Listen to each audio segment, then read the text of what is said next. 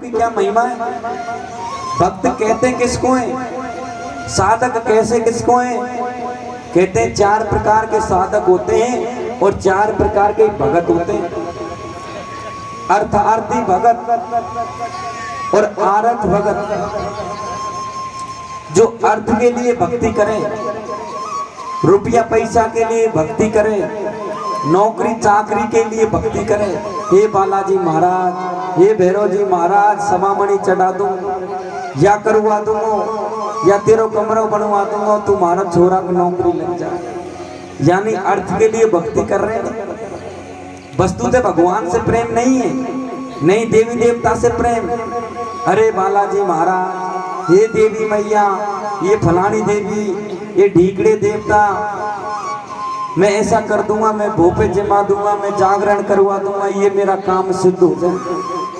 तो काम सिद्धि के लिए जो भक्ति करते हैं वो अर्थार्थी है, यानी अर्थ के लिए तुम कर रहे हो।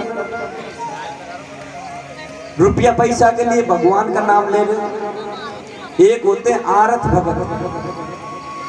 अर्थार्थी तो पैसा के लिए भक्ति करे, लेकिन आरत कहते हैं शरीर में कोई रोग हो जाए, भयंकर बीमारी आ जाए, किडनी फेल, गुर्दा फेल, कैंसर बीमारी होगी, हार्ट की बीमारी होगी, अब बेचारों का आकर बापू पता हो मरूंगा, तो भगवान से कहे हे भगवान मेरी या कैंसर की बीमारी दूर कर, फिर मैं सबका तू छोड़ तेरी शरण में आ जाऊंगा, फिर मैं नहीं रखूंगा इनसे मोह। तो कहते हैं शरीर के रोग को मिटाने के लिए, शरीर के व्याधि को मिटाने के लिए जो भक्ति की जाती है उस भक्ति को आरत भगत कहते हैं। धन को पाने के लिए जो भक्ति की जाती है उसको अर्थार्थी भक्ति कहते हैं। बाबा सूत जी सोनत आदि ऋषि मुनियों से कहते हैं, हे ऋषि मनगण श्रेष्ठ, हे भक्त जनों, तार बारा में बीच में छेड़ाछाड़ी ना करें। विधान होता है कथा में, शांति से कथा सुने। कहते हैं कि अर्थार्थी जो आरत के लिए, अर्थ कम पैसा कमाने के लिए। अब 2 भगत और बचे महाराज। 4 तरह के भक्त होते हैं संसार में, आरत, अर्थार्थी। अब अर्थार्थी तो पैसा के लिए, आरत शरीर के लिए। ज्ञानी और जिज्ञासु। कहते हैं ज्ञानी भगत किसको कहते हैं? ज्ञानी भगतों की तुलना में महाराज आते हैं सुखदेव मुनि, ये बाबा सूत जी, तुलसीदास जी महाराज, ये बड़े बड़े ऋषि, ये ज्ञानी भक्तों की श्रेणी में आते हैं। ज्ञानी भक्ति की श्रेणी में आते हैं भरत जी। भरत जी को सब तरह का ज्ञान था, वो चाहते तो अयोध्या के राज को ले सकते थे। अगर आज हम जैसा कोई लोभी आदमी होता, हम सब लोभी हैं, हम सही कह रहे हैं, हम सब लोभी हैं। अगर हम जैसा कोई आदमी उस समय भरत जी और राम जी का जब चरित्र था और कोई कहे भाई तुझे ये पूरी नगरी का राजा बनाया जाएगा, आजकल एक छोटी सी जमीन के लिए भाई भाई को मार रहा है, घर की दीवार चुनने के लिए भाई भाइयों में झगड़ा हो रहा है। और यहाँ पूरी अयोध्या की राजधानी, पूरी अयोध्या के धन दौलत, सोना चांदी, पूरे सिंहासन को राम जी एक पिता की आज्ञा के लिए तज के जा रहे हैं। जब भरत जी को जब पता लगा कि मेरी माँ ने मेरे भैया को निकला है, कहते हैं कि कैकेयी को इतनी गाली हम तो नहीं दे सकते क्योंकि हमारी योग्यता नहीं। भरत जी ने अपनी माँ को अनेक प्रकार की गाली दी और माँ को दोषी ठहराया। और यहीं भगवान राम आगे कहते हैं सज्जनों कि भरत जी ज्ञानी भक्तियों की श्रेणी में कैसे आते हैं, क्योंकि भरत जी को सब कुछ पता था और पता होने के बावजूद भी वो अपनी राजधानी नहीं लेते। ये भी पता था कि मेरे पिता के जाने के बाद इस सिंहासन को चलाने के लिए कोई नहीं, भैया वन में चले गए, छोटे भैया वन में चले गए, अब तो मुझे ही लेना पड़ेगा ये भार। लेकिन फिर भी भरत जी ने नहीं लिया। कि ये सिंहासन मेरे भाई का है, वो ही आके बैठेगा, मैं तो जंगल में ही रहूंगा। तो ज्ञानी भक्तों की श्रेणी में भरत जी जैसे भगत आते हैं, तो भैया हम ज्ञानी भी नहीं है। अब भरत जी जैसा तुम्हारा चरित्र हो जाए तो तुम ज्ञानी हो। सुखदेव मुनि जैसा तुम्हारा चरित्र हो जाए तो जन्म लेते ही जंगल में चले गए। कहते हैं अपने नाड़ को लपेट के हाथ में लेके गए सुखदेव मुनि, जिन्होंने भागवत कथा कही। आप खूब भागवत कथा सुनते हो आचार्यों से, कथावाचकों से, कि जिन्होंने भागवत कथा कही वो अपने नाड़ को हाथ में लेके जन्म लेते ही जंगल को चले गए। और पीछे पीछे उनके पिताजी वेद व्यास भगवान दौड़ रहे हैं, बेटा रुक जा तेरी माँ चिल्ला रही है, बेटा रुक जा तेरी माँ चिल्ला रही है। लेकिन वो सुखदेव मुनि झुकते नहीं।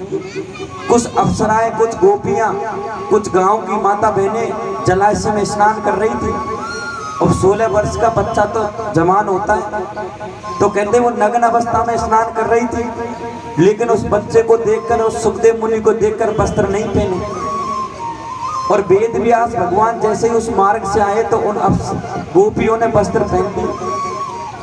वेद व्यास कहते हैं, हे बेटियों, तुम मेरी नजर में बेटी के समान हो, और मेरा बड़ा जवान बेटा इस रास्ते से गया है, तो तुम नग्न अवस्था में नहा रही थी, और मुझ जैसे बूढ़े को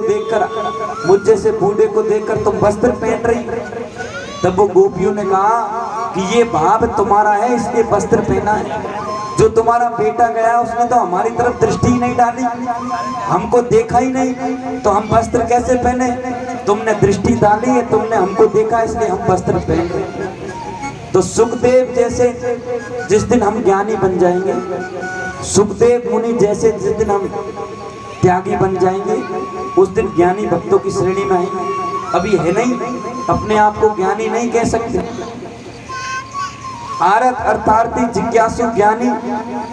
अब सज्जनों, जिज्ञासु भक्तों की श्रेणी में कौन आता है? कहते हैं ज्ञान की महत्ता और भक्ति की मेहनता और तप की मेहनता। वेद व्यास भगवान के पास पहले ही भागवत लिखी थी, और उस भागवत को लेके गंगा के किनारे वेद व्यास भगवान पहुंचे थे। जब परीक्षित को श्राप लगा कि तक्षक नाग के काटने पर इनकी 7 दिन में मृत्यु हो जाएगी, और 7 ही दिन में हमारी मृत्यु होगी, 8वां दिन नहीं आएगा, 7 दिन में ही हमको मरना है। और ये हम कलयुग के प्राणियों के लिए एक प्रेरणादायी है कि ये कलयुग के जीवो, तुमको 7 दिन में जाना है।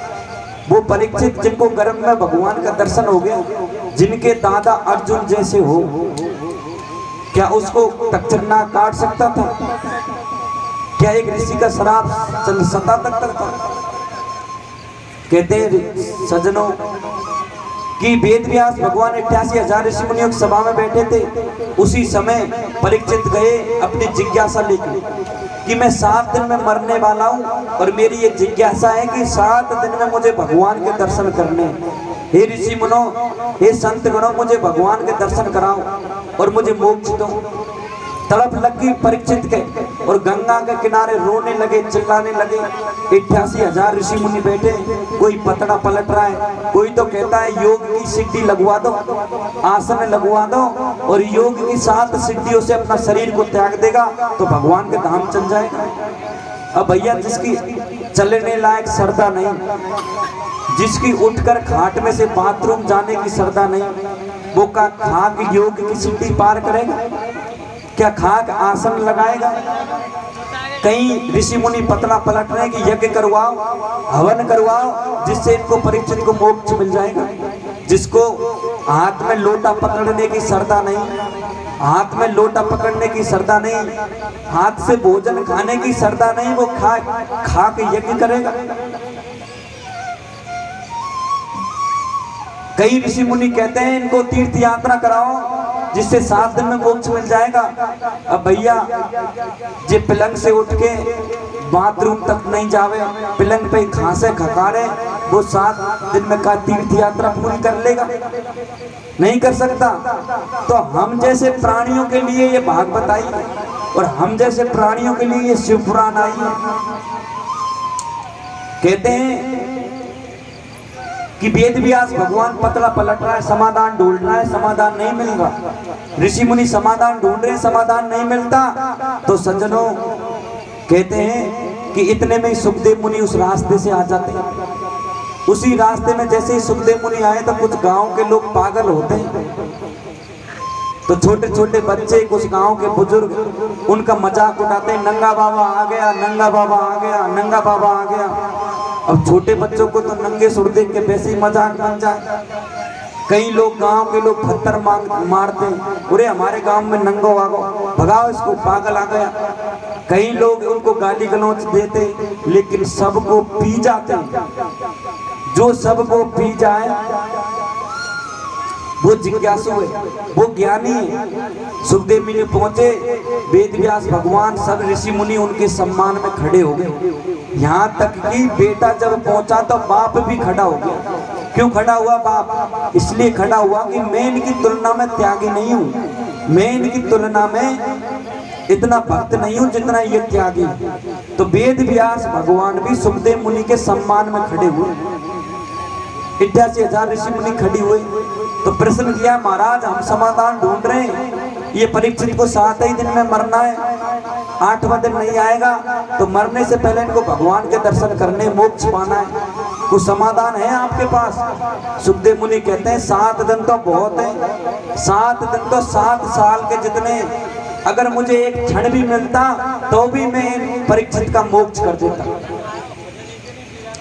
अब सज्जनों इस बात को समझो आप, जिनका बाप वहीं बैठा था वो तो ये बात कह नहीं सके कि एक क्षण में मैं इनको मोक्ष दे दूं, लेकिन सुखदेव मुनि को अपनी भक्ति पर विश्वास था, सुखदेव मुनि को अपने त्याग पर विश्वास था, सुखदेव मुनि को अपनी तपस्या पर विश्वास था। और तपस्या के बल पर उन्होंने कहा कि एक क्षण में मैं इनको मोक्ष दे सकता हूँ, एक क्षण में मैं इनको भगवान को दर्शन करा सकता हूँ, ये मेरी सामर्थ्य है।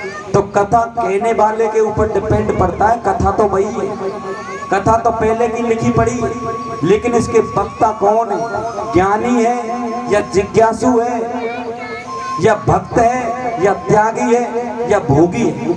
अगर भोगी होगा तो भोग रूपी बात सुनाएगा, नाच गाना करवाएगा, टाइम पास करवा के जय राम जी की। त्यागी है तो त्याग रूपी शब्द निकलेगा, बैरागी है तो बैराग रूपी शब्द निकलेगा, और भगवान के मोक्ष रूपी दायनी गंगा को बुआएगा। सुखदेव मुनि ने यहाँ पर कहा कि तक्षक नाग इनको इनके पैरों में काटेगा और मैं इनके कान काट लूंगा। अब इसका अर्थ लगाओ, कान काटने का मतलब क्या होता है? पैर में तो नाग काटेगा, कान में मैं काट लूंगा। इसका मतलब सुखदेव मुनि का जहर ज्यादा है नाग देवता से। सज्जनों, कान काटने का मतलब अर्थ है कि नाग इनको काटेगा तो मैं इनके कान में गुरु मंत्र फूंक दूंगा, और मेरा गुरु मंत्र, मेरा भगवान का नाम इतना बलशाली है कि इसके नाग के जहर को उतार देगा और इन्हें मोक्ष दे देगा। मेरे गुरु मंत्र में और नाग के जहर में होगा भयंकर युद्ध, और युद्ध में मेरा गुरु मंत्र जीत जाएगा। इस तरह का दृढ़ विश्वास सुखदेव मुनि को था। जब दृढ़ विश्वास था तब भागवत की कथा सुनाना चालू की। तो भागवत की कथा सुनाने वाले कौन से पुरुष हैं? सुखदेव मुनि जैसे त्यागी महापुरुष, सुखदेव मुनि जैसे जिज्ञासु महापुरुष और सुखदेव मुनि जैसे ज्ञानी महापुरुष। आजकल लोग ले आते हैं, नाम की चल रही है कथा, न तो उसमें ज्ञान की चर्चा हो गई, न बैराग की चर्चा हो गई, और महाराज 7, 9 दिन 8 दिन निकाल के जयराम जी की होगी कथा। अरे जीवन की जब तक व्यथा नहीं सुधरी तब तक कथा का मतलब नहीं है। अपनी व्यथा सुधरनी चाहिए। हम जो दुख में जी रहे हैं उस दुख से उबर कर परीक्षित की तरह मोक्ष पाए, जब भी तो कथा सुनने का लाभ है। हम जिस नरक में पड़े उस नरक से स्वर्ग मिले, तभी तो ये कथा का लाभ है। तो इस तरह इसको सुनाने वाले के ऊपर, उसकी भक्ति पे, उसके तप पे, उससे वाणी पे ऊपर डिपेंड करती है कथा। ये कथा में तो शब्द है, आप भी सुन लो, आप भी पढ़ लो। कथा तो वही है, आप भी घर में पढ़ सकते हो। कथा से चरित्र नहीं बदलता, चरित्र बदलता है जो कथा सुनाने वाला चरित्रवान पुरुष है, मर्यादावान पुरुष है, तो आपको मर्यादा सिखा के जाएगा, त्याग सिखा के जाएगा, वैराग्य सिखा के जाएगा, भक्ति दे के जाएगा, और जिसके पास कछु है नहीं वो क्या देगा महाराज। तो ऐसे पुरुषों के संग करो, महापुरुषों के संग करो। कहते गंगा के किनारे एक संत बैठे थे, और वो संत का नाम आप सब लोग जानते भी हैं। कहते जिन्होंने राजधानी छोड़ दी, घर द्वार छोड़ दिया, पत्नी छोड़ दी, भाई बंधु छोड़ दी, माता बहन ओंग ना लेवे, कथा को ध्यान से सुने, यही कथा है असली। तो नाच गाना तो हम घर भी कर सकते हैं, ये कथा ही मुख्य है। जो अब यहाँ प्रसंग ज्ञान रूपी, वैराग रूपी और जिज्ञासु रूपी जो प्रसंग आया है, यही कथा मुख्य है। इसको ध्यान से श्रवण करें भाई बंधु। कहते एक संत, वैरागी संत, अपने घर द्वार छोड़कर गंगा के किनारे चले गए। गुरुजी महाराज से गुरु दक्षिणा लेकर भक्ति में लग पड़े। अब भक्ति में कैसे लगे कि महाराज कई आदमियों को निंद्रा सताती है, एक आध दो नहीं 10-5 माता बहन सो रही है और ओंग रही है, ऐसे झटका लग रहे हैं, और झटका भी तगड़ा लग रहा है महाराज। और तगड़ा में कहीं 100 वोल्टेज का वोल्टेज नहीं आ जाए, इतना तगड़ा झटका मत लगाओ, शांति से कथा सुनो, नींद ना लो, नींद को उड़ाओ। अब आपकी नींद उड़ाने के लिए हम एक भजन बोलेंगे। कहते हैं सज्जनों, उस संत ने अपनी इंद्रियों पर विजय पाई। सज्जनों, महापुरुष वो होता है जो अपनी इंद्रियों पर विजय पा जाए, अपने आसन पर विजय पा जाए, जितासन हो जाए, जितेंद्रिय हो जाए। ऐसे महापुरुष चाहे जो कर सकते हैं, अपने शरीर के प्राण छोड़ सकते हैं, शरीर को पुनः भी जीवित कर सकते हैं, इस शरीर से प्राण निकालकर दूसरे शरीर को भी दे सकते हैं, क्योंकि उनके अंदर योग की सिद्धियां होती है। योग के माध्यम से, योग के पंच भौतिक माध्यम से अपने शरीर को त्याग देते हैं और अपने शरीर को दूसरे के अंदर भी प्राणों को डाल देते हैं। तो ऐसे महापुरुष एक संत थे। अब उनको बेचारों को जैसे माता बहनन को नींद आ रही है, ऐसे निंद्रा देवी सता गई। अब उन निंद्रा देवी को सताने के लिए उन्होंने एक उपाय सोचा कि ऐसे तो भक्ति ना हो गए, ये निंद्रा बहुत सताती है, तो इसका कुछ उपाय करना चाहिए, कुछ युक्ति करनी चाहिए, कुछ साधना करनी चाहिए। तो गंगा के किनारे चले गए। अब गंगा के किनारे गए तो जगह देख रहे हैं कि ऐसी जगह भक्ति करें जहां पर हमारी ये निंद्रा भागे। तो एक बड़ का पेड़ देखा, उस बड़ का पेड़ वो गंगा के किनारे के ऊपर जा रहा था। तो उसने बड़ के पेड़ की टहनी पे, गंगा के नीचे गंगा बह रही है, ऊपर बड़ के ऊपर आसन लगा लिया। अब महाराज ऊपर से आदमी गिरेगो तो गंगा में गिरेगो, पानी में गिरेगो तो नींद उछटेगी। आसन पे समाधि लगा के बैठ गए। जब निंद्रा देवी सताए, झकोड़ा आ गए, जैसे आपको आ रहे से हम झकोड़ा आते हैं। अब निंद्रा कहाँ आती है, इस बात को समझना। निंद्रा वहाँ आती है जहाँ सत्य की चर्चा की जाती है, जहाँ भगवान का नाम लिया जाता है, वहाँ निंद्रा आती है और आपको भक्ति में बाधा पहुँचाती है, आपकी तपस्या में बाधा पहुँचाती है। आज आप टीवी देख रहे हो, नाच गाना कर रहे हो, नींद नहीं आएगी, घर में डोल रहे हो, नींद नहीं आएगी, लेकिन सत्संग में जाके बैठते, माला फेरते हैं, एक माला फिरे दूसरी पे, राम राम राम राम राम, तब निंद्रा सताएगी। भजन कर रहे हैं तो निंद्रा सताएगी। तो इस निंद्रा से कैसे बचना है? कहते हैं उस संत ने उपाय सोचा, बड़ के पेड़ के ऊपर आसन लगाया। जैसे ही निंद्रा आवे, जटाक देनी गंगा में गिर जाए। अब गंगा में से गिर के फिर खड़ा हुए और फिर भगवान का नाम लेता हुआ फिर आसन पे बैठ जाए। फिर वो नींद आवे तो फिर गिर जाए, फिर खड़ा होकर फिर आसन पे बैठ जाए। ऐसे 6 महीने तक चला, 1-2 दिन नहीं, 6 महीने तक उन संत का गिरना, आसन पे बैठना, गिरना, पुनः आसन पे बैठना। जब निंद्रा देवी परेशान होगी, महाराज अब तो इसके शरीर में मैं कैसे जाऊं, ये तो टिकड़ी नहीं देखता, ये तो रुकने ही नहीं देता, यहाँ तेरा बासा नहीं है, तू वहां जा जहाँ तेरी आवश्यकता है।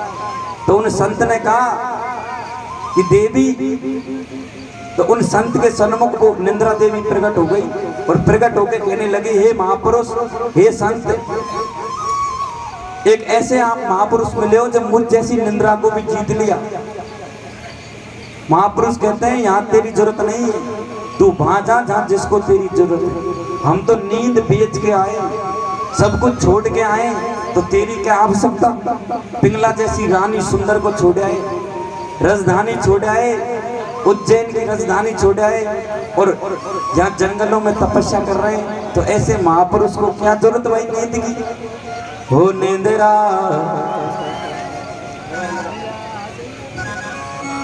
ये भर्तृहरि जी महाराज की कथा थी। भर्तृहरि महाराज ने भर्तृहरि बैराग की कथा जब पढ़ोगे तो उसमें निंद्रा देवी पर जिस संत ने विजय पाई वो भर्तृहरि जी महाराज थे। वो निंद्रा बेचे तो इस भजन में कोई नाच गाना नहीं करेगा, इस भजन को समझना है। ये कड़िया क्या कह रही है, त्याग की कह रही है, बैराग की कह रही है, भक्ति की कह रही है। भजन को सुनो और साधना करो।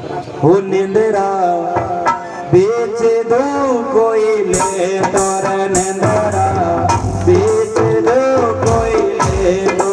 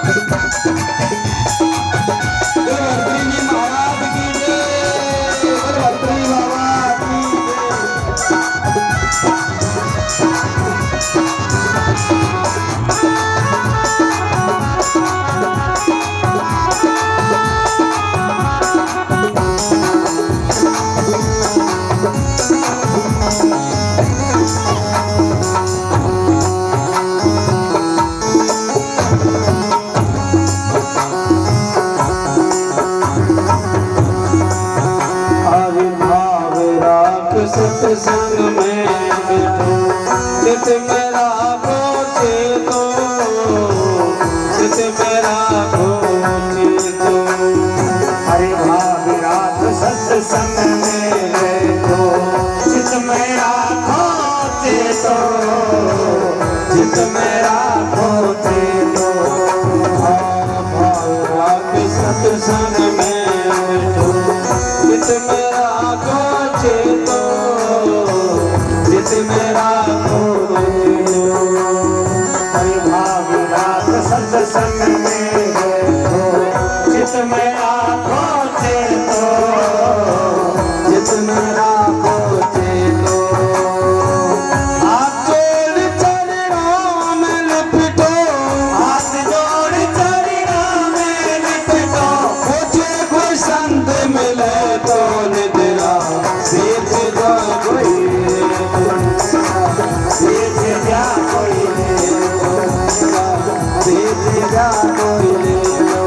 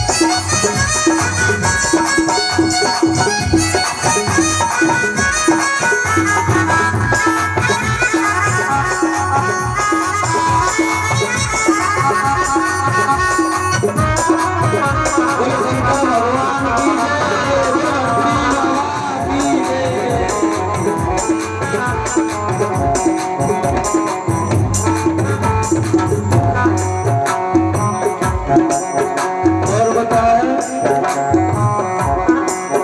और पाई की मन पाँच बेच दो ये कोई ग्राहक हो तो ये कोई ग्राहक हो तो अरे पाई की मन पाँच बेच दो ये कोई ग्राहक हो तो ये कोई ग्राहक हो तो और पाँचा में से चार बेचना पाँचा में से चार बेचना वो दाम रोक आने तो निदरा बेच जा कोई और बेच जा कोई ने बेच जा कोई ने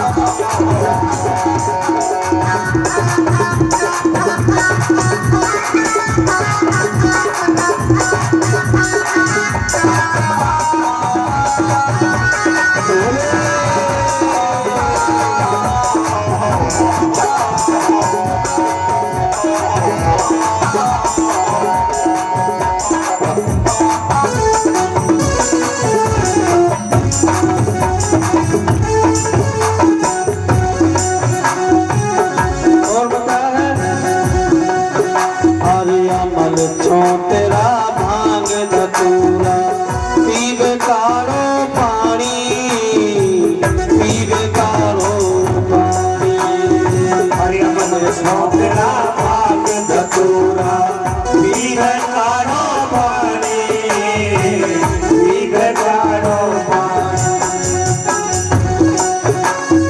बेघर हमने तुमको सौंपा हरि हमने तुमको सौंपा वो जाना बिना बुलाए ने तेरा बेच जा कोई ले कौन तेरा बेच जा कोई ले कौन तेरा बेच जा कोई ले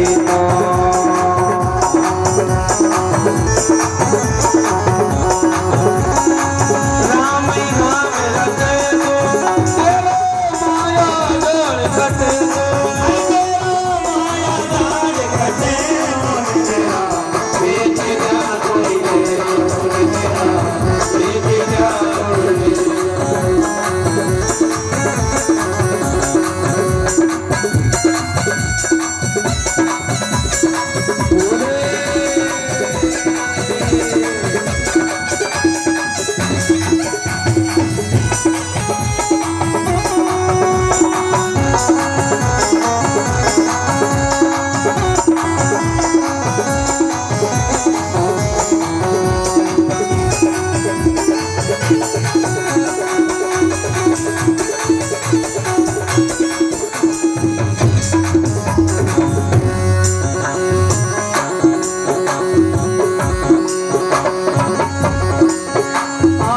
कहे भरतरी सुन मारी निद्राया नहीं तेरा पासा कहे भरत जी सुन मारी निद्राया नहीं तेरा बासा ओ बाबुलिया नहीं तेरा पासा कहे भरत जी सुन मारी निद्राया नहीं तेरा बासा राज छोड़ मैंने लीली फकीरी राज छोड़ मैंने लीली फकीरी ओ गुरु मिलन की आसान तेरा बेच जा कोई ले तो तेरा बेच जा कोई ले तेरा बेच जा कोई दे तो तेरा बेच जा कोई दे राम नाम रटे तो हरि तेरो माया जान कटे लो तेरो माया जान कटे लो बेच जा कोई ले तो तेरा बेच जा कोई ले तेरा बेच जा कोई ले कौन तेरा बेच जा कोई ले कौन तेरा बेच जा कोई ले कौन तेरा बेच जा कोई ले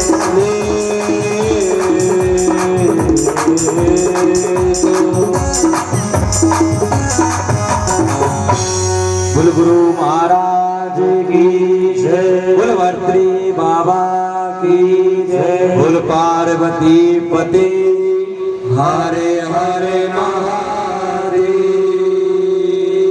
शंभु शंकर काल हर कष्ट हर दीनानाथ सबका भला करे।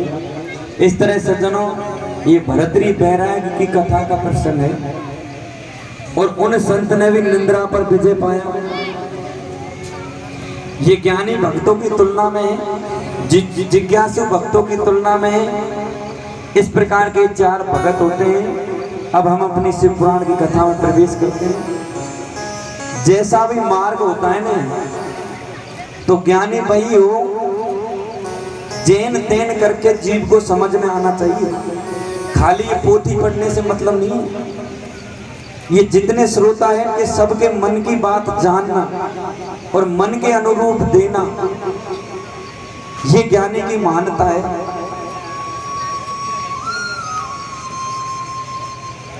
तो सज्जनों, हमें जो चीज चाहिए वही चीज दे तो उसमें बड़ी सुलभता है, उससे ही महानता बढ़ती है। तो हमें जीवन में क्या चाहिए?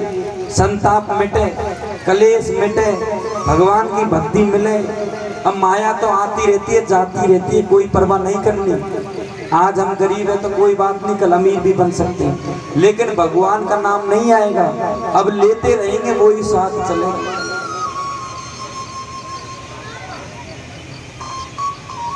बाबा सूत जी सोनत आदि ऋषि मुनियों से कहते हैं, ऋषि मंगल श्रेष्ठो, भगवान शंकर के जो अवतार हुए उन अवतारों की कथा की चर्चा में प्रवेश करते हैं। तीर्थराज प्रयाग त्रिवेणी के घाट बहती हुई गंगा बह रही है, झरझर गंगा की झरना बहती है। बटू विश्वास के नीचे बाबा सूत जी कथा सुनाते हैं। सुनत मातात महेश्याम बतायान परा प्रभो सर्व कार्ये करुणोग्यम सर्वेश सुखदाय मुनि सर्वेद सुखदाय मुनि तस्य शंभो परमेश्वरम मूर्तिष्ठयं जागृतम् मूर्तिगष्ट्यं जागृतम् तस्य मानं व्यासयस्तं स्तेयं विश्वसूत्रिणां मणिगणना वही शंभो मणिगणना वही शंभो सर्वेषु भवस्तयं रुद्रो उग्रो भीमया पशुपति ईशानयं महादेवो मूर्तिष्ठा विधि महादेवो मूर्तिष्ठा विधि भूष्मयम् अग्निरूपयं मनुरूपयं क्षेत्रयम् क्षेत्रकार्य विनाशिनं क्षेत्रकार्य निशामयम् अधिष्ठयतं सर्वलोकयं सर्वलोक विसर्जनं सर्वरूप जीविनं शिवं सर्वलोक जीविनं शिवं। बाबा सूत जी सोनत आदि ऋषि मुनियों के समय तीर्थराज प्रयाग जहाँ त्रिवेणी की गंगा बह रही है सज्जन, कहते हैं भगवान शंकर के जो अवतार हुए हैं उन अवतारों की कथा में हम प्रवेश करते हैं। शतरुद्र संहिता और शतरुद्र संहिता के हम दूसरे अध्याय पहले अध्याय से चलते हुए अब शिव महापुराण में बाबा सूत जी के अनुसार भगवान के अवतारों की कथा, फिर भगवान के ज्योतिर्लिंगों की कथा। अब सज्जनों ये भगवान की कथा पूरी थोड़ी हो गई, विश्राम लिया जाता है। 9 दिन जहाँ हो जाते हैं वहाँ इस कथा को विश्राम दे देते हैं। दोबारा कहीं से निमंत्रण आता है तो पुनः हम वहीं से उस कथा को चालू कर देते। इस तरह हरि अनंत हरि कथा अनंता भाव विधि सुने विधि सब संता। भगवान की कथा अनंत है, न तो कोई इनको कह सकता न कोई सुन सकता, लेकिन प्रेम से ग्रहण करें और प्रेम से इसकी आनंद लें। कई ज्ञानी कहे महाराज पूरे शिव पुराण के श्लोक तो बोले ही नहीं। अरे 12 वर्ष तक हमें ये कथा कहने तो भी ना कर सके, एक दिन तो बहुत बड़ी बात है। ये 88,000 ऋषि मुनि जो कथा कह रहे हैं वो 9 दिन की नहीं चल रही है, अखंड कथा चल रही है। और उस अखंड कथा को एक सूक्ष्म रूप देके 24,000 श्लोकों में समाधान किया है। भाई कलयुग के प्राणी इतनी ज्यादा तो नहीं पढ़ सकेंगे, लेकिन थोड़ी बहुत तो पढ़ लेंगे ना, जिससे इनका कल्याण हो जाए, जिससे इनको भक्ति मिल जाए, ज्ञान वैराग्य मिल जाए। कहते हैं भगवान शंकर के रुद्र स्वरूपी अवतार हुए, जो हमने कथा आपको कही। अब जो कथा कही उसको दोहराने से तो फायदा नहीं। भगवान शंकर ज्योति स्वरूपी से रुद्र रूप में प्रकट हुए और रुद्र रूप से पद्मेश्वर रूप में प्रकट हुए। पद्मेश्वर की भी हमने कथा सुनाई। और पद्मेश्वर से पुनः भगवान शंकर रुद्रेश्वर के रूप में प्रकट हुए। और उन रुद्रेश्वर से भगवान शंकर ब्रह्मा की, जब ब्रह्मा सृष्टि रच रहे थे तो सृष्टि रचा नहीं आ रही थी, तब भगवान शंकर क्या करते हैं, डिजाइन दे देते हैं, चित्र बना के दे देते हैं, ऐसा ऐसा सृष्टि रच ले। तो भगवान शंकर ने अपने शरीर में वाम भाग में गौरा दिखाई, पार्वती दिखाई, दाम भाग में पुरुष दिखाया और अद्र नारी और आदि पुरुष स्वरूप भगवान शंकर ने ब्रह्मा को बताया। इस तरह भगवान शंकर का एक अवतार बोल अद्र नारी महादेव कीज शृणुतवातात महाप्रज्ञम विधि करा पुरामयम अत्र नारेश्वर साख्यम शिव रूपा मुनि बते शिव रूपा मुनि बते यदा सृष्टा प्रजा सर्वस्यम भक्त कहीं वेद सार्यम तदा चिंत गुणभूतयम तेन दुखेन दुखे जीवनम तेन दुखे दुखे जीवनम। बाबा सूत जी कहते हैं, हे ऋषि मनगण श्रेष्ठो, इस तरह भगवान शंकर के अद्र नारेश्वर के रूप में अवतार हुआ। ये 11 अवतार भगवान के मुख्य हैं, जिनमें 9वां हनुमान जी का, 11वां जो रुद्र अवतार हुआ। इस तरह कौन कौन से जो भगवान के रुद्र अवतार पूजनीय हैं, ये सारे हनुमान जी के, गोरखनाथ जी के, ये जितने रुद्र अवतार हुए सारे रुद्र अवतारों की कथा अब यहाँ से चालू होती है कि भगवान शंकर रुद्रों के रूप में कैसे प्रकट हुए और कौन कौन से गण कौन कौन से रुद्र के रूप में प्रकट भया। बाबा सूत जी सोनत आदि ऋषि मुनियों से कहते हैं, सनत कुमार सर्वस्यम चरित्र शंकर मोदितम। ये प्रसंग अब कहाँ चल गया? सनत कुमार सप्त ऋषियों की सभा में ये कथा पहुंच गई। ब्रह्मा जी भी हट गए अब पीछे। अब ब्रह्मा जी कह रहे हैं जो सनत कुमार सुना रहे हैं वो प्रसंग कह रहा हूँ। अब सनत कुमारों के घाट पे हम कथा कर रहे हैं। जो सनकादिक ऋषि ये कथा को कह रहे हैं उस घाट पर हम चर्चा कर रहे हैं। और जब मल्लिक अर्जुन की कथा आएगी तब हमें नंदीश्वर के घाट पे कथा सुनेंगे। और जब माँ लक्ष्मी की कथा आएगी तो भगवान विष्णु क्षीर सागर वैकुंठ के घाट की कथा सुनेंगे कि भगवान विष्णु भी शिव पुराण की कथा को माँ लक्ष्मी को सुना रहे। इतनी ये शिव महापुराण की कथा की मानता है। रुद्रेण कथिम पृथ्व्याम ब्रह्माणा सुखदम सदा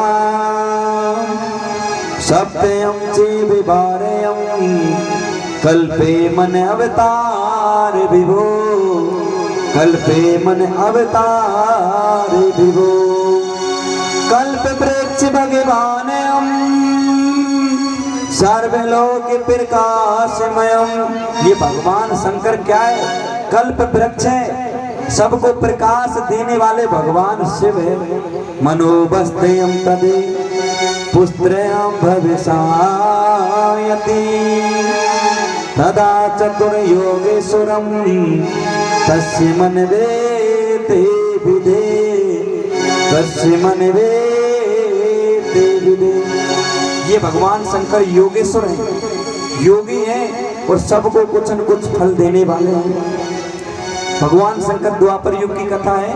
सत्यकल्प में कहते हैं भगवान शंकर का एक अवतार हुआ जो महानंदा ने तपस्या करी और उनकी तपस्या से रीझ के भगवान शंकर ने यति मुनि के अवतार में यति मुनि बनकर भगवान शंकर आए और यति का भेष बनाकर इस जगत को भक्ति की प्रेरणा दी।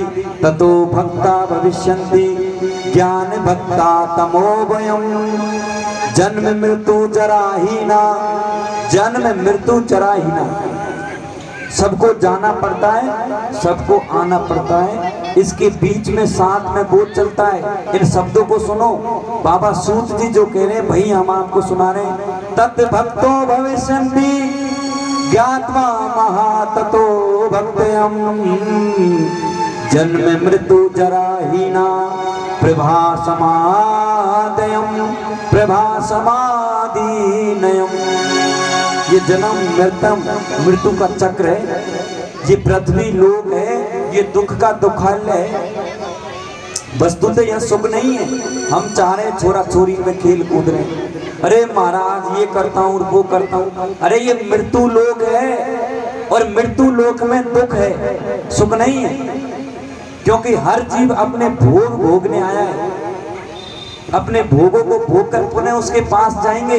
जिसके पास धर्म पुण्य भक्ति यज्ञ तप है उस जीव को तो मोक्ष दे देंगे भगवान, और जिसके पास धर्म पुण्य तप भक्ति ज्ञान वैराग्य नहीं है ये मैं नहीं कह रहा, बाबा सूत जी कहते हैं ततो भक्ता भविष्यन्त्यम ज्ञात्वा महाभक्तयम, यानी ज्ञान भी होना चाहिए, भक्ति भी होनी चाहिए, वैराग्य भी होना चाहिए, तप भी होना चाहिए, दान पुण्य भी होना चाहिए। वो जीव को भगवान मोक्ष दे देते हैं और बाकी जीव को वापस भेज देते हैं दोबारा जब भोग भोगने, 84 के चक्कर में दोबारा पड़ जाओ।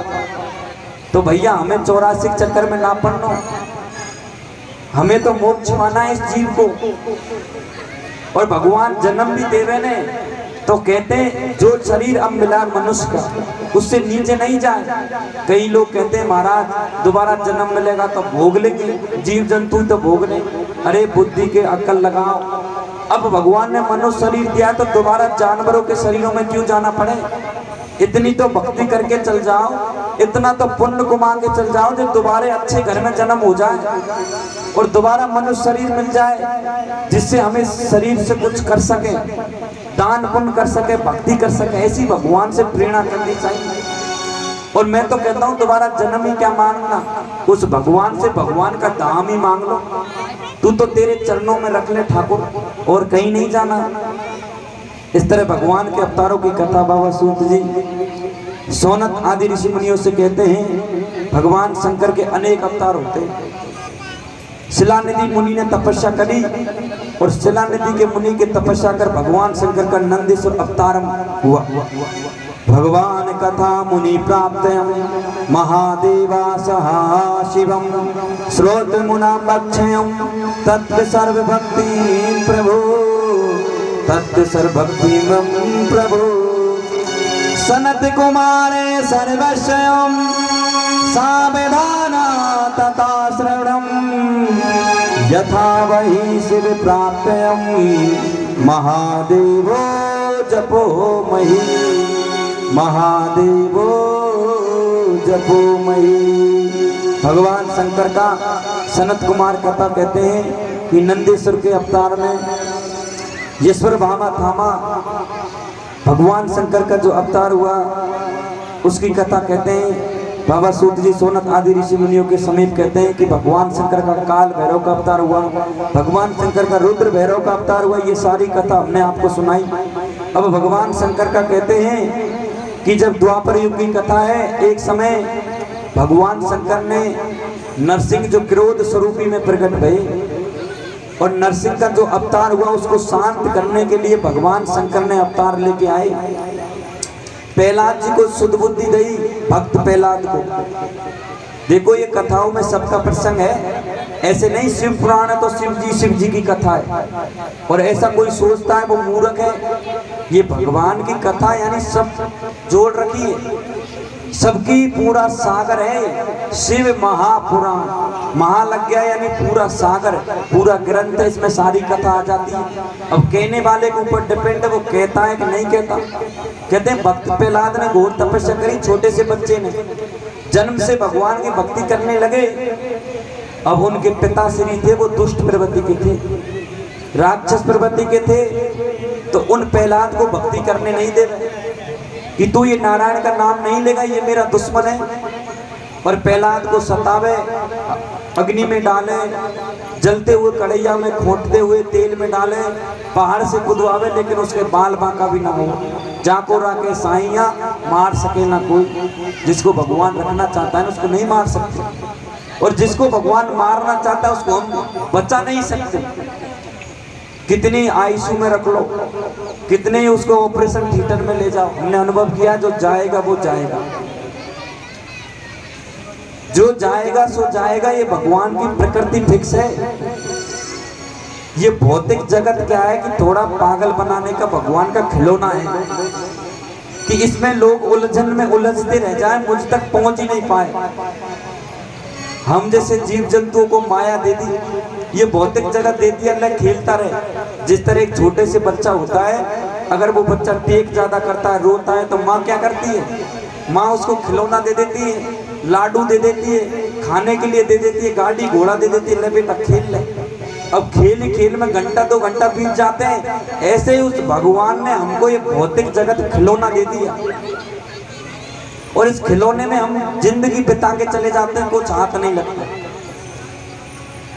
अब सज्जनों इस खिलौनों क्यों दिया? इसलिए दिया कि भगवान ने सोचा सब मेरे पास आ जाएंगे तो यहाँ काम आएंगे, तो कछुन को रास्ता चलना तो लगाना पड़ेगा ना। तो जब चलना लगाते तो मोटे मोटे ऊपर रह जाते हैं, मया मया नीचे निकल जाता है। तो ऐसे ही ठाकुर परीक्षा लेते हैं कि जो दृढ़ता भक्ति करता है वो तो मेरे पास आ जाएंगे, अपना खिलौना को नहीं लेंगे वो, और जो खिलौना में ही जीवित जिएंगे, माया रूपी खिलौना में। विवाह हो गया, बस जीवन बिता दिया इसी में, कुछ नहीं किया, बुढ़ापा बिता दिया, खांस रहा है, छकार रहा है, जीते जी प्राण मरने को जा रहे हैं तो भी नाती पोता न गोद में नहीं डोल रहे। अभी तो पोता को बिहाव कर जाऊं महाराज, अभी तो यह काम कर जाऊं, पोती रह रही। अरे जीवन भर तूने सब कुछ कराया, ये तो अपने आप हो जाएगा। जो करना है वो करो, अंत समय में तो भगवान को सुमरो। जिसने तन दिया है उसका कर्जा लेके क्यों जाए? भाई तुम्हारे माँ बाप ने ये शरीर दे दिया, लेकिन इस शरीर के अंदर दूसरा शरीर और है, सूक्ष्म शरीर। वो सूक्ष्म शरीर किसने दिया? वो ईश्वर ने दिया। आत्मा स्वरूपी शरीर को, इसके हम आत्मा के बोझ को क्यों ले जाए, कर्ज को क्यों ले जाए? भगवान को दे भाई। हम तो ठाकुर बोले बाबा तूने हमको जन्म दिया तो इसके बदले हम थोड़ा सा धर्म पुण्य लाए, थोड़ी सी भक्ति लाए, इसको स्वीकार कर लो अपने चरणों में। जब हम जाएंगे तो हाथ में फूल पाकड़ी तो होनी चाहिए ना, खाली हाथ किसी के द्वारे थोड़ी जावे। आज मंदिर में जाए तो फूल पाखड़ी लेके जाते हैं, किसी अतिथि के घर में जाए तो केला फल कचू लेके जाते हैं, गुरु के गुरुद्वारे जाए तो फल फूल लेके जाते हैं। तो हम भगवान के धाम में जाएंगे तो क्या लेके जाएंगे, ये सोचो और करो।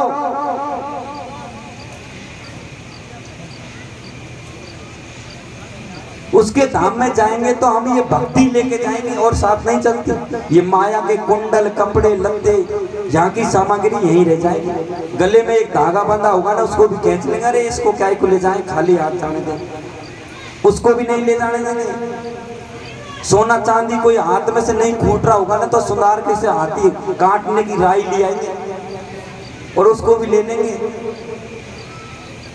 तो भैया काय को चक्कर में पड़ो, थोड़ी भक्ति पुण्य ले जाओ बांध के गठड़िया, जिससे वहाँ भोले बाबा के पास जाएं तो ये चढ़ा सके। ले भाई ठाकुर तेरे लिए हम ये लाए, हमारी तो इतनी योग्यता है, ये कमाई करके लाए, जितनी हम कमाई कर सके उतनी करके लाए।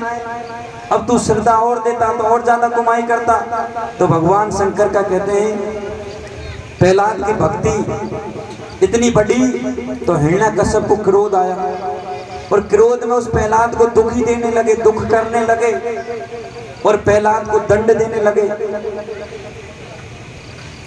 अब महाराज प्रहलाद को इतना दंड दिया सज्जनों, इतना दंड दिया, फिर भी प्रहलाद को कुछ नहीं।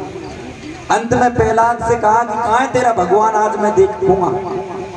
और प्रहलाद को मारने जब वो दौड़े, कहते हैं कि प्रहलाद ने कहा कि कहाँ मेरे भगवान नहीं है। शब्द सुनो, हिरण्याकश्यप ने कहा कि भगवान तेरे कहाँ है, आज मैं देखूंगा पता। प्रहलाद कहते हैं कहाँ नहीं है, ऐसी कोई जगह खाली नहीं है जहां मेरे ईश्वर नहीं है, जहां मेरे स्वामी नहीं है। कण कण में मेरे स्वामी है। तो प्रहलाद के मुख से निकल गई, ये खम्मे में भी मेरे भगवान है, देख ले तो बोल गई, खम्मे में भी मेरे भगवान है। उसको दृढ़ विश्वास था प्रहलाद को। जब अपनी भक्ति पर दृढ़ विश्वास हो जाता है तो दृढ़ता से कह सकते हैं, अंगद जी को दृढ़ विश्वास था राम जी पर। तब रावण की भरी सभा में अंगद ने पैर रख दिया और कह दिया किसी के माई के लाल ने दूध पिया उन्हें तो इस पैर को हिला के देख लो। भक्ति पर दृढ़ विश्वास था नहीं, शक्ति पर दृढ़ विश्वास था, तो पैर को भी नहीं हिला पाए। ऐसे ही प्रहलाद जी को दृढ़ विश्वास था कि ये खम्मे में मेरे भगवान देख लो। जब खम्मा हिरण्याकश्यप ने तलवार लेकर उस खम्मे पर प्रहार किया तो वो नरसिंह स्वरूपी, क्रोधी स्वरूपी, ज्वाला स्वरूपी शंकर कांपने लगी और भगवान शंकर का बड़ी बड़ी लाठी और कहते बड़े बड़े दांत, शेर जैसा स्वरूप उन भगवान नारायण हरि, वही भगवान शंकर है, वही भगवान ब्रह्मा है। एक ही स्वरूप है लेकिन अनेक अनेक रूप धारण कर लिया। कहते वो नारायण हरि हिरण्याकश्यप के यहाँ हिरण्याकश्यप का वध करने के लिए एक सिंह के रूप में, न तो मनुष्य है, न सिंह है, न देवता है, न दानव है, न नाग है, न किन्नर है, ऐसा अलग ही विचित्र रूप बनाया और वो खम्भे से प्रकट हुआ, त्रिलोकी थरथर कांपने लगी। हिरण्यकश्यप डर कर पीछे उतर गया कि ये क्या हुआ, ऐसा खम्भे से क्या प्रकट हुआ।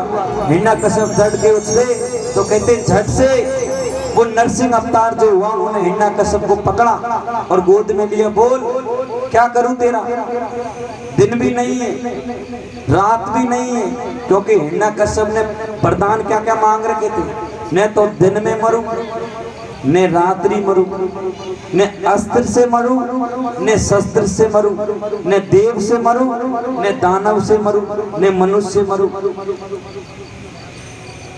इस तरह उन्होंने वरदान मांग रखे थे। तो भगवान कहते हैं कि एक वरदान को याद दिला रहे। बोल दिन भी नहीं है रात भी नहीं है, संध्या का समय, अस्त्र भी नहीं है शस्त्र भी नहीं है, मैं देव भी नहीं हूं, मैं दानव भी नहीं हूं, मैं मनुष्य भी नहीं हूं, मैं जीव भी नहीं हूं।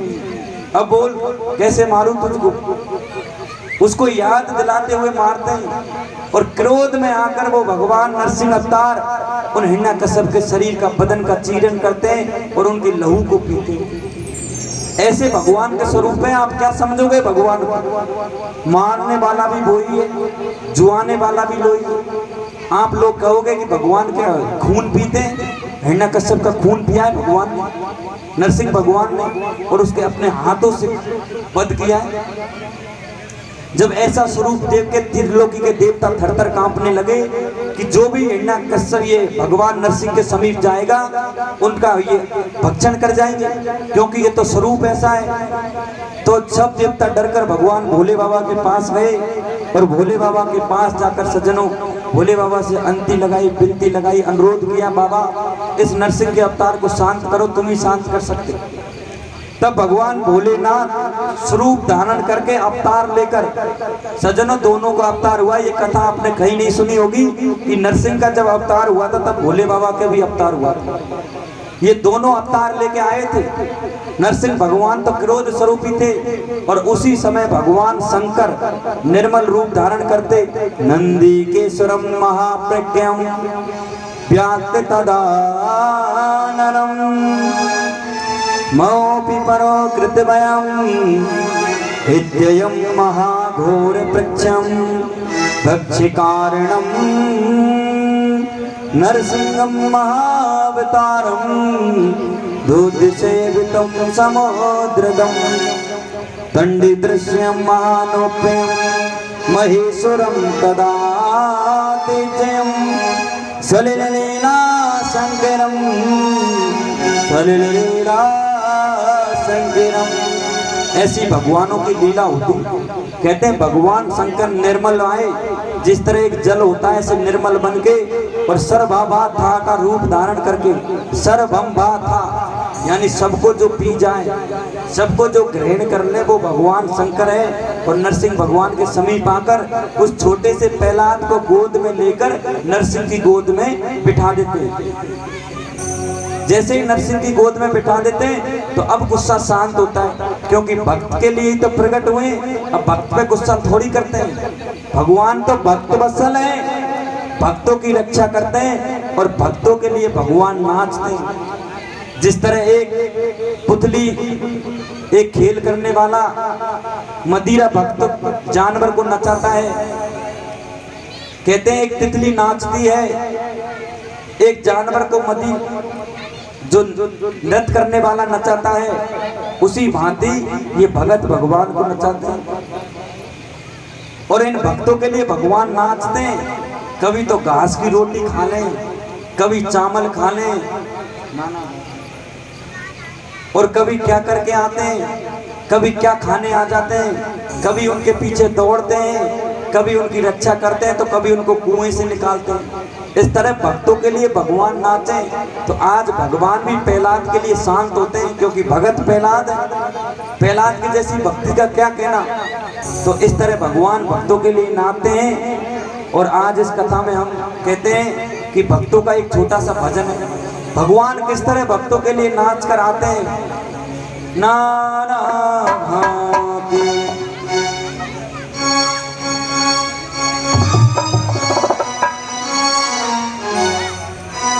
भगवान को नाना प्रकार से भक्तों ने नचाया और उन भक्तों के लिए वो ठाकुर अवतार लेकर आए। और उनकी मनोकामना पूर्ण की। नाना भांति उठा ओ नचायो भगतन ने मोए नाना रिभा।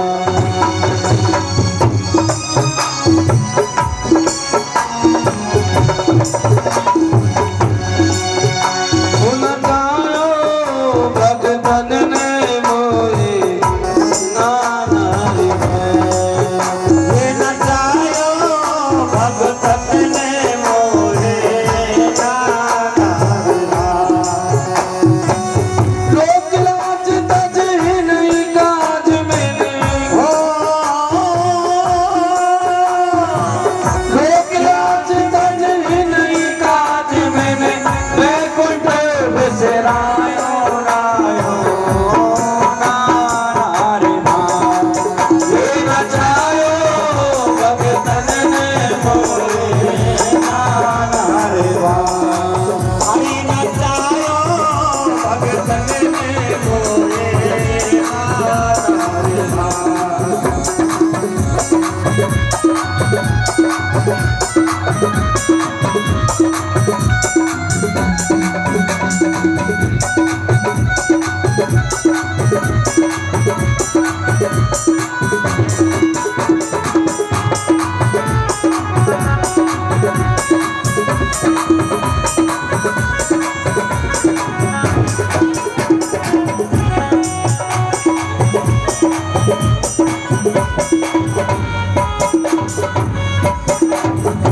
हरि गज ने पुकार तज गरुड़ सिधारो। गज ने पुकार तज गरुड़ सिधारो। गाय को पछाड़ो सुन प्रेम की पुकार।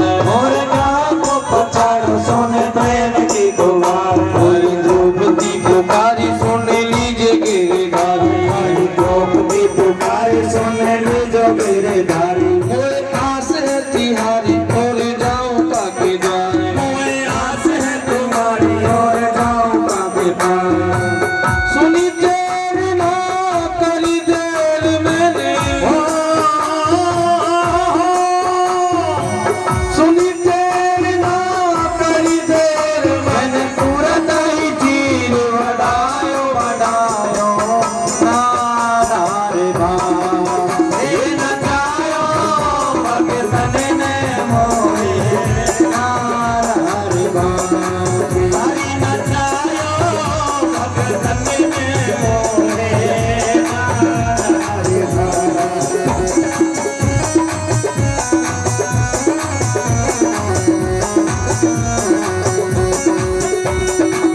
लोक लाज तज नहीं काज मैंने हो। लोक लाज तज नहीं काज वो वैकुंठ बिसरायो रायो नाना रिभा। ये नचायो भगतन ने मोए नाना रिभा। हरि नचायो भगतन ने मोए नाना रिभा।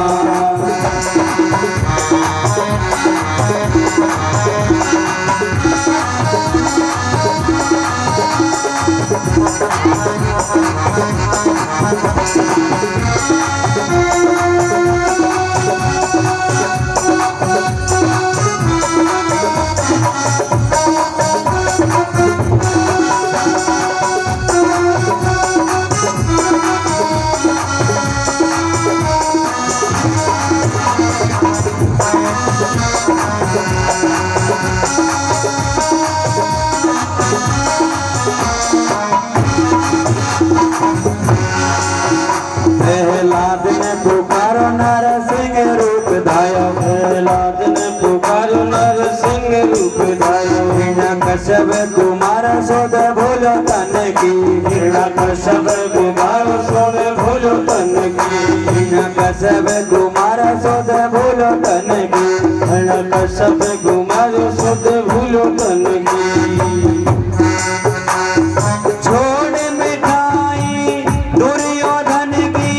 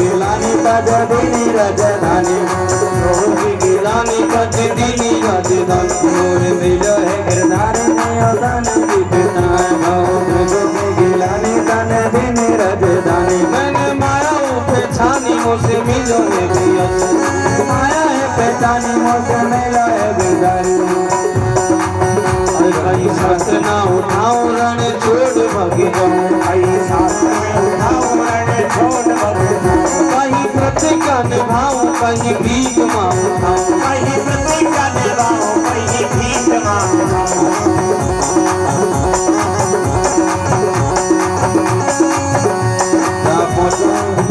रूप बामा ने बनाया जा पहुंचा बलि द्वार रूप बामा ने बनाया गल बलि द्वार तीन पैर में ही तीन लोग नाप लिए जाए तीन पैर में ही तीन लोग नाप लिए जाए तीन पैर में ही तीन लोग नाप लिए जाए तीन पैर में ही तीन लोग नाप लिए जाए महाभारत में अर्जुन के संग महाभारत में अर्जुन के संग में सारथी कहायो कहायो नाना रे भाई नगायो भगत में नाना रे भाई ओ न जायो भगतन मोए नाना रे भाई रामदेव ने बुलायो बातो खप्पर दबायो रामदेव ने बुलायो बातो खप्पर दबायो वेश मोहिनी बनायो लियो अमृत कलश धूप मोहिनी बनाओ लियो अमृत कलश देवन सोदा पे वाए प्रेम से देवन सोदा पे वाए प्रेम से देवन सोदा पे वाए प्रेम से ओ देवन सोदा पे वाए प्रेम से देवन सीख बैठायो बैठायो नाना रे ओ नचायो भगतन ने मोरे नाना रे भाई नचायो भगतन ने मोरे नाना रे भाई ओ न जायो भगतन मोए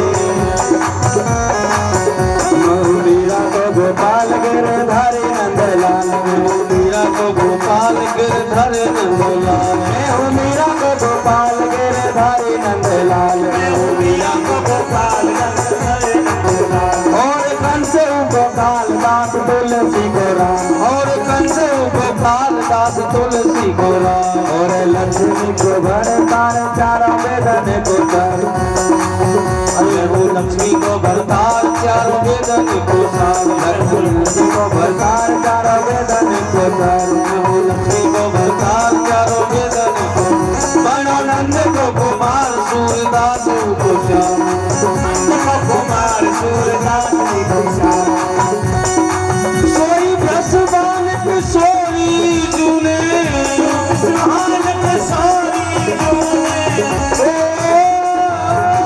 अरे सब सुहान किशोरी जूने ओ चरणन दास बनायो बनायो नाना रे भाई ये नचायो भगतन ने मोरे नाना रे भाई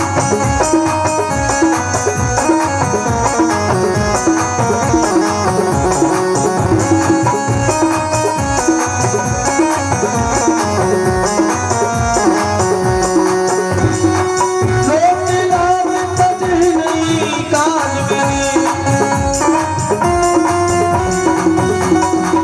सोकलाली बदी नहीं काज में मैं कुटो बिसरायो रायो नाना रे भाई ये नचायो भगतन ने मोरे नाना रे भाई ये नचायो भगतन ने मोरे नाना रे भाई ये नचायो भगतन ने मोरे नाना रे भाई नचायो भगतन मोए नाना रे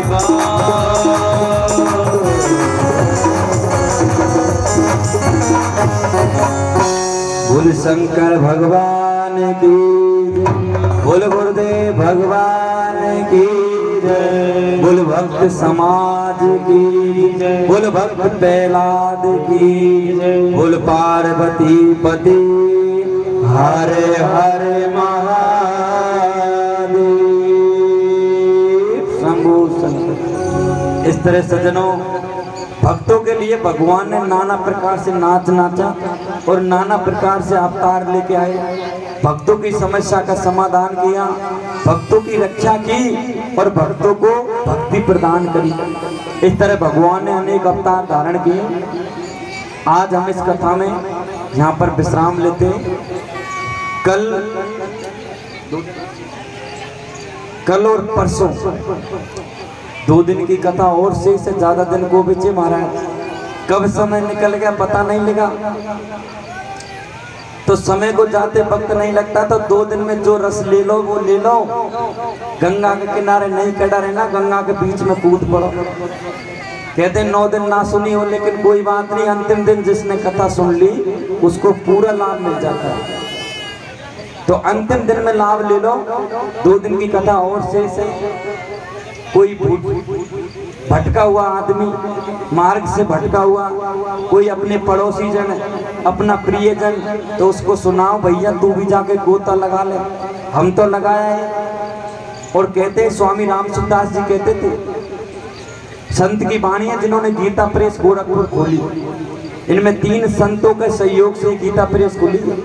स्वामी जी तो लिखते थे संस्कृत में श्लोक और उनके अनुवाद, और जयदलाय गोंदकाय और भाई जी हनुमान प्रसाद फौजदार, ये 2 बढ़िए थे, जाति से बढ़िए थे, लेकिन भक्ति इनके अंदर इतनी थी कि मुंबई में मील चलती थी इनकी, उस मील को बेचाए दोनों भाई, और बेच बाच के उस संत की शरण में आ गए कि महाराज हमारे पास इतनी माया है, अब इसको धर्म में लगा दो।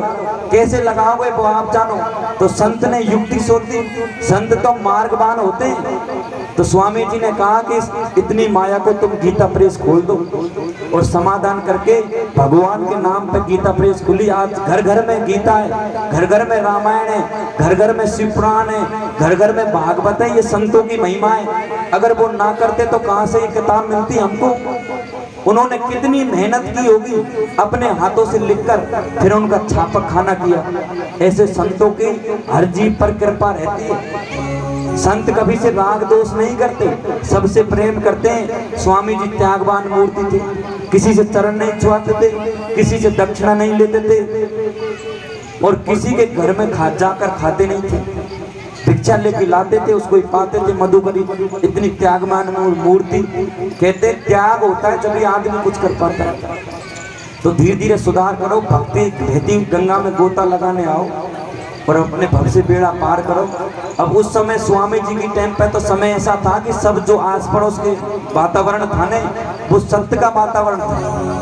आज से 60 साल पहले की बात है, 40 साल पहले बड़े बुजुर्गों से पूछो कितनी मर्यादा थी। सब सत्य बोलते थे, प्रेम करते थे सबसे, और अपने घर में दाल नहीं है ना दूसरे के घर में मांग के ले आते थे। आज कोई किसी के मांगने जाना पसंद नहीं करता।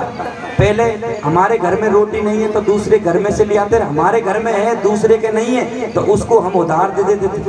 ऐसा प्रेम सब में था। तो उस समय की बात है। धीरे धीरे प्रेम लाओ, सत्यता को लाओ, भक्ति करते रहो। और जो 2 शब्द बोलते हैं ना रोज, नाम बोलने वाला व्यक्ति आ जाए, फिर कथा को विश्राम करेंगे।